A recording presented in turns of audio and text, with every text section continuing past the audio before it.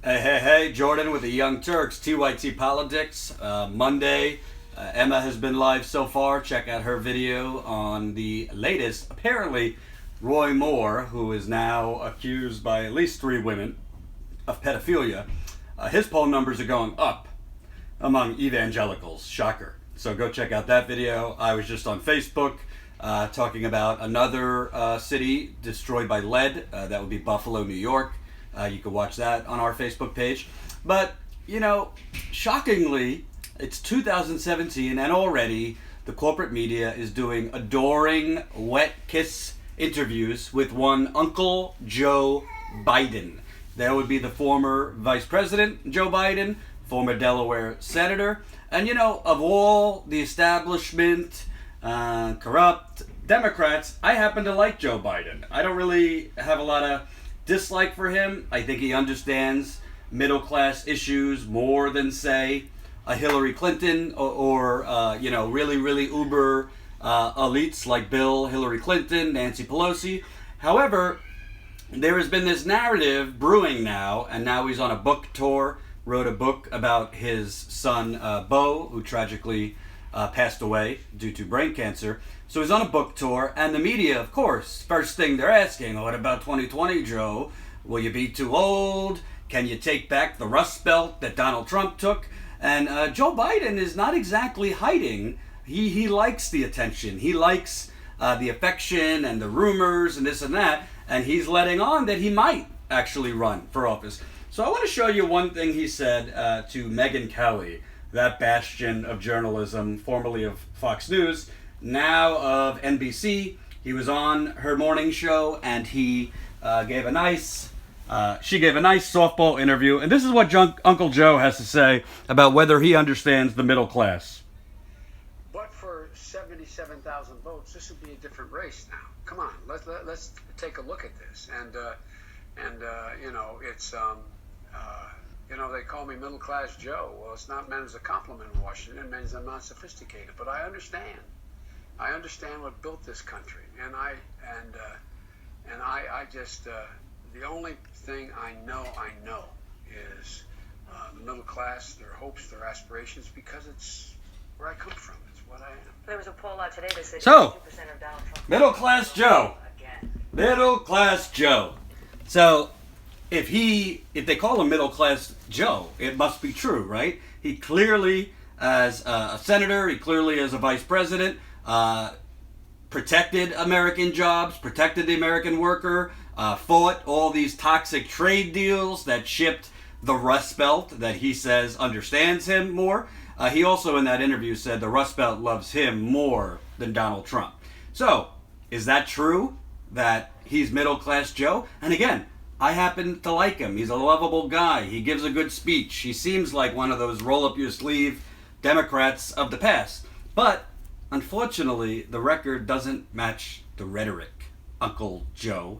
Now, Joe Biden, looking at his record here, well, what do you know? Voted for NAFTA in 1993.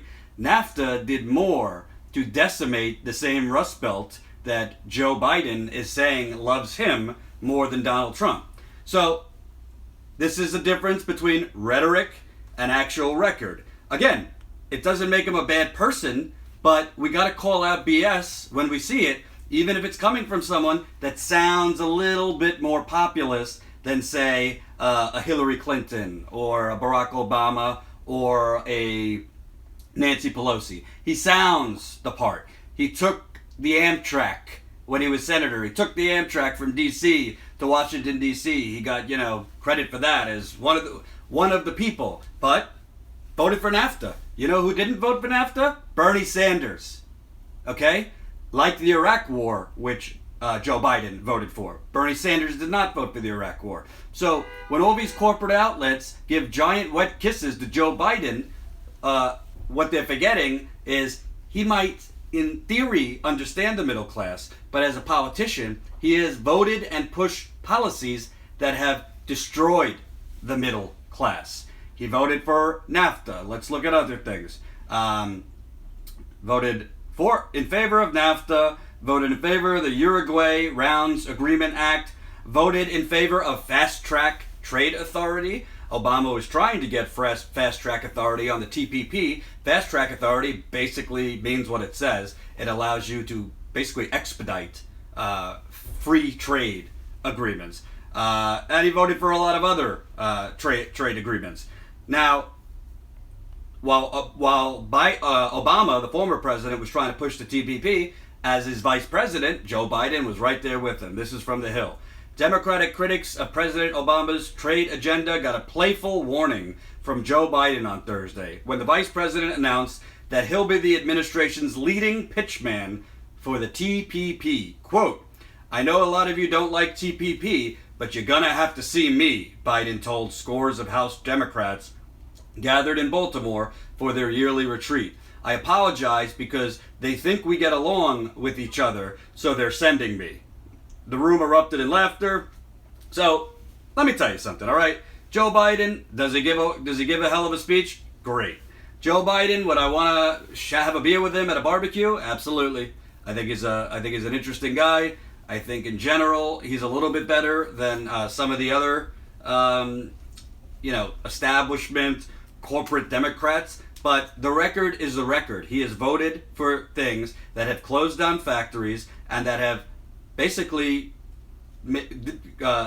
poured gasoline on moving middle-class people to the working poor. So when you vote for NAFTA, when you push things like the TPP, you are essentially choosing global competition, which is a red herring in itself, over those Rust Belt workers that, quote, helped build America, the people that you're talking about in that interview with Megyn Kelly. It doesn't make you a bad person, it makes you insincere. It makes you a hypocrite. It makes you a hypocrite. And CNN's not going to cover it that way, and they're not going to give him a tough interview. They're not going to ask him, well, you're talking about building the middle class, you're talking about them calling you middle class Joe. Well, how many people from the middle class that you say love you have jobs now in Ohio and Michigan and Pennsylvania and Wisconsin? How many of them now have to work 2 or 3 jobs when they used to be able to work 1? How many of them have crappy health care because their jobs have been sent offshore or their employers have been able to take advantage of them and provide crappy health care? How many of those workers don't have any protections, whether it be environmental protections or financial protections? All because people like you, Uncle Joe, allowed the big banks to basically write America's corporate trade deals. That's the reality. That is the only thing that Bernie Sanders and Donald Trump on the campaign trail had in common. I don't really think President Trump is actually sincere about that, but I do think that's what won him in Michigan, because I was at the rallies, and I can tell you, they loved hearing him decimate NAFTA and all those things. And by the way, all you got to do is look at Joe Biden's top donors. That's what I've been looking at here. So, Joe Biden, from 1989 to 2010. Uncle Joe, middle class Joe. Well, top donors, lawyers and law firms. $6,555,000. Let me tell you something. These aren't lawyers for the middle class. When you see lawyers and law firms at the top of the big donation list, those are law firms for financial people, financial investment law firms, hedge fund law firms, basically lawyers for private equity. That's $6,555,000. Number 2, real estate. $1,420,000. It ain't real estate building homes for working people. That's real estate, the housing industry. Number 3, securities and investment. That would be Wall Street. $1,088,000. So again, doesn't make you a bad person, but this is the difference between the Bernie Sanders wing of the party and the corporate establishment. And Uncle Joe Biden, he sounds a lot more populist than Hillary Clinton did. Uncle Joe Biden sounds a lot more populist than Nancy Pelosi does, that former President Obama does. He does, in theory, understand middle class issues. He did come up in the middle class. But as a politician in the swamp, that would be D.C. for 30 years, he didn't vote that way. People like Bernie Sanders did. Now, as a politician, sometimes you vote the wrong way. But when you consistently vote for trade agreements that close down factories and basically give corporations in America permission to dump their employees and go make way more profit offshore, that's not looking out for the middle class, Joe, or Vice President Biden. So we need to separate rhetoric and liking somebody's personality and liking the way they talk and, oh, I feel like he understands me. We need to do our research. And I'm sure there's some Hillbots watching saying, oh, Jordan, you're going to help elect Trump again. No, if it's Joe Biden versus Donald Trump, I'll knock on doors for him because I think he's an improvement from Hillary Clinton. But let me tell you something. Joe Biden, he don't understand the middle class because he voted directly against the middle class. So for those Rust Belt people are waking up. People are waking up. There's going to be a lot of Donald Trump supporters that wake up by 2020 and say, oh, he sold us a bill of goods. But let me tell you something. They ain't going to Joe Biden. They're not going to go to Joe Biden because they're going to know that he voted for NAFTA and those things. Bernie Sanders is the only one that the record actually matches the rhetoric. He is the only one where the record matches the rhetoric. So when you see Megyn Kelly giving him wet kiss interviews, when you see Morning Joe giving him wet kiss interviews, when you see puff pieces on Joe Biden in Politico, this isn't coming from an angry place. Got nothing against you, Joe. Sure, you're a nice man, and frankly, he's had a lot of tragedy in his life, which, I feel bad for. But somebody's got to call out the record. The record is what the record is. Your top donors are big-ass financial law firms, real estate, and Wall Street. You voted for NAFTA. You wanted to vote and push the TPP. That ain't looking out for the Rust Belt. And if anyone tells you it is, I got a bridge to sell you. I will be reporting more as the corporate media starts pushing Mr. Biden. I will be reporting more as they start pushing other neoliberal hacks like Kamala Harris, Cory Booker, and this and that. We will also be reporting on President Trump and the shenanigans and terrible things he's doing. Emma is on Roy Moore watch today, so as new news develops about Roy Moore, she'll be on it. I'm going to look into Donald Trump has just picked a pharmaceutical executive to lead Health and Human Services. How's that for draining the swamp? Literally picked a pharmaceutical executive to lead healthcare policy in America. You cannot get more corrupt than that. So a lot going on. I also posted on my Facebook page, both of them, my personal Facebook page and my my public page, that I would like to go to Nevada and I would like to go to Sutherland Springs. I would like to interview family members of these victims. You had 58 murdered in Nevada over a month ago.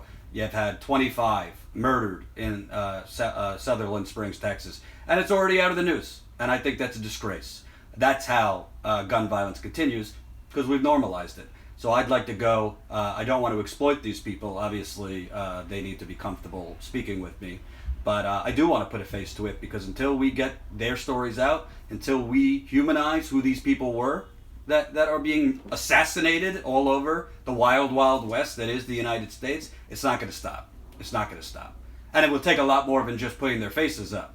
But you got to start somewhere, and I can't live with this shit anymore, where this stuff is normal. You're shooting on Sunday. By Wednesday, we're talking about what Trump tweeted. That's not normal in any country.